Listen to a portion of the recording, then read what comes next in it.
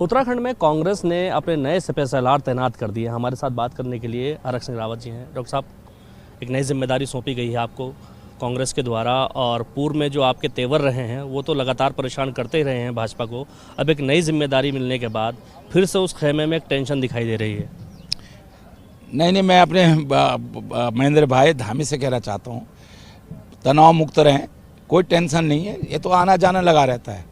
देखिए, जैसे हम धरती पे आए हैं, ये जरूरी नहीं कि हम पैदा हो, लेकिन ये जरूरी कि जो पैदा है उसको जाना है दुनिया से।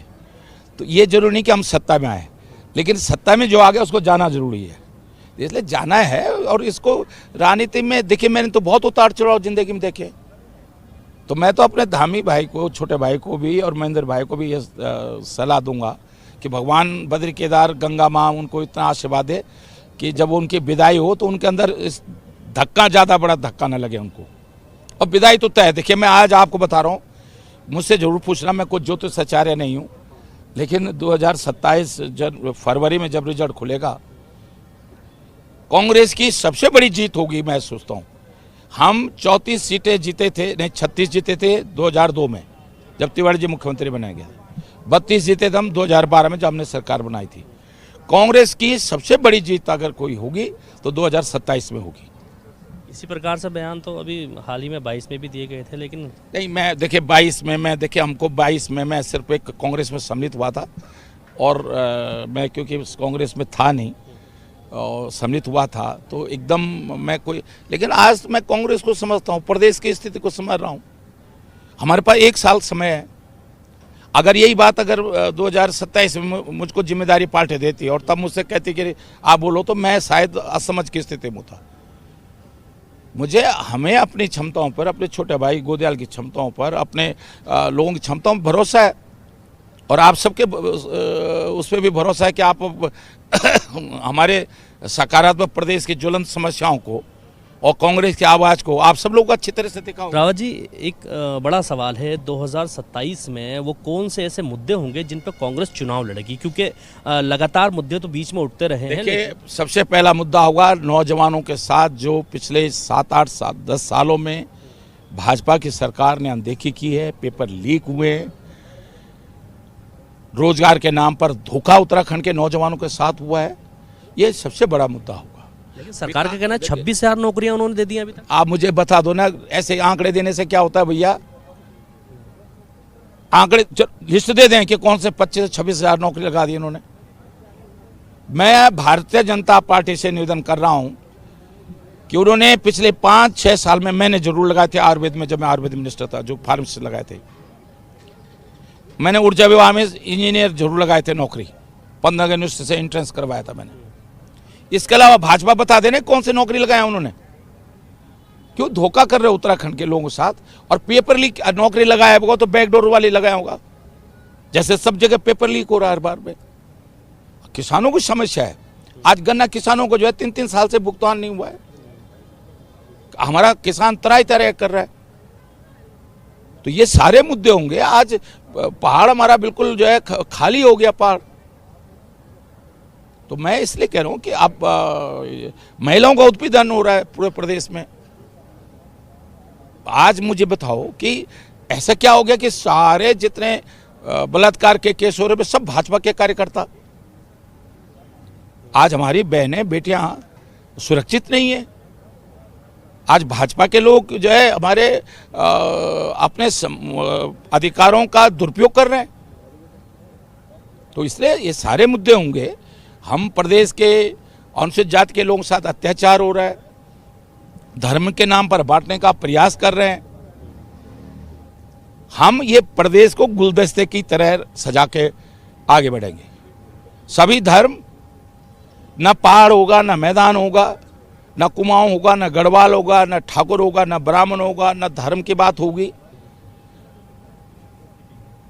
जोशीमठ तपोवन से लेकर जसपुर तक, धारचूला से लेकर मंगलौर तक, हमारा ये पूरा उत्तराखंड है। पूरे उत्तराखंड के लोगों को साथ लेकर उनके हितों का संरक्षण करने की जिम्मेदारी हमारी है। अब ये क्या बात होगी जब हरिद्वार और उधम सिंह नगर आपने जिस दिन आपने उत्तराखंड में जोड़ दिया, तो वो क्या उत्तराखंड नहीं है क्या? अगर हरिद्वार का व्यक्ति अगर मूल निवासी था, अगर हरक सिंह रावत मूल निवासी है तो हरिद्वार का व्यक्ति भी मूल निवासी है, उधम सिंह नगर का भी व्यक्ति मूल निवासी है, क्योंकि वो भी उत्तराखंड में सम्मिलित है ना। हाँ ठीक है, जो नियम मेरे गांव में है, मेरे घर में है, श्रीनगर में अगर कोई बाहर से आया है, नियम के विरुद्ध मूल निवास के बाहर आया है, तो वही नियम उस पर भी लागू होना चाहिए। ये क्या माहौल बना रहे कि ये पहाड़ प्लेन ठाकुर ब्राह्मण क्या कुमाऊं गढ़वाल, ये राजनीति नहीं होगी भाई। छोटा सा प्रदेश हमारा, 5 ही पार्लियामेंट क्षेत्र का तो प्रदेश है हमारा। हमने तो 85 पार्लियामेंट क्षेत्र के प्रदेश में राजनीति की है जब यूपी के हिस्से थे। रावत जी, कौन से नेताओं पे इस बार आपकी नज़र रहेगी? क्योंकि कांग्रेस में देखा गया है कि अमूमन जो बुजुर्ग नेता हैं उनको ज़्यादा तरजीह दी जाती है टिकटों में या वैसे, लेकिन युवाओं की जो हमेशा से मांग रहती है कि उनको एक मौका दिया जाए, उन युवाओं के लिए। मैं बिल्कुल एक बात मैं कह रहा हूँ, मैंने अभी गोदयाल जी से भी कहा, मैं हमेशा इस बात को कह रहा हूँ, कोई मेरा कितना ही खास हो, मेरे परिवार का ही सदस्य क्यों हो, लेकिन अगर वो जीतने की स्थिति में नहीं है और कोई मेरा विरोधी है माना, लेकिन अगर वो जीतने की स्थिति में, तो उसको मौका मिलना चाहिए, उसको मौका मिलना चाहिए। देखिए सरकार आएगी तभी तो कोई मुख्यमंत्री बनेगा, तभी तो कोई मंत्री बनेगा। 2022 की गलतियों को नहीं दोहराएंगे मतलब आप? बिल्कुल नहीं होना चाहिए। मैं आज आप बता रहा हूँ, हम तो पार्टी हाईकमान से हमेशा एक निष्पक्षता के साथ बात करेंगे, क्योंकि मेरे पे तो टिप्स पे, मैं तो धारचूला से लेकर सब, कोई उत्तराखंड का टिहरी जिले का कोई गाँव ऐसा नहीं जिसको मैं पैदल नहीं घुमाऊँ। अल्मोड़ा जिले का कोई गांव नहीं है, मैं झूला घाट, पिथौरागढ़ झूला घाट से लेकर धारचूला तक पैदल घुमा हूं।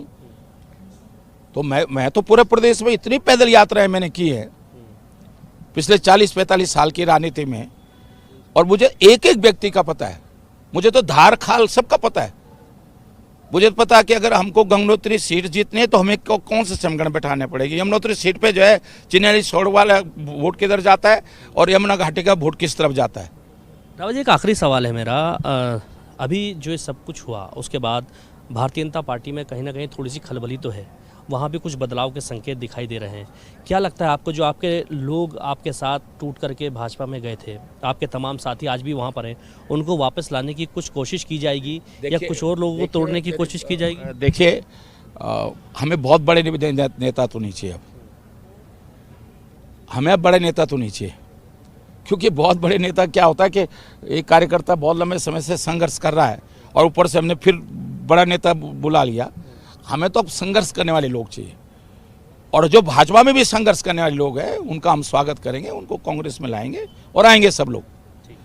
हमारे साथ बात करने के लिए हरक सिंह रावत थे, जिन्होंने साफ तौर पे एक संकेत दिया है कि 2027 का चुनाव बेहद महत्वपूर्ण होगा। साथ ही उन्होंने कहा है कि ऐसे तमाम लोगों को मौका दिया जाएगा इस बार 27 के चुनाव में, जो संघर्ष करते हैं, जो जीतने की स्थिति में, चाहे वो उनके विरोधी हों या चाहे उनके वो दोस्त हों, लेकिन ऐसे लोगों को कांग्रेस मौका देगी इस बार जो जीतने का मादा रखते हैं।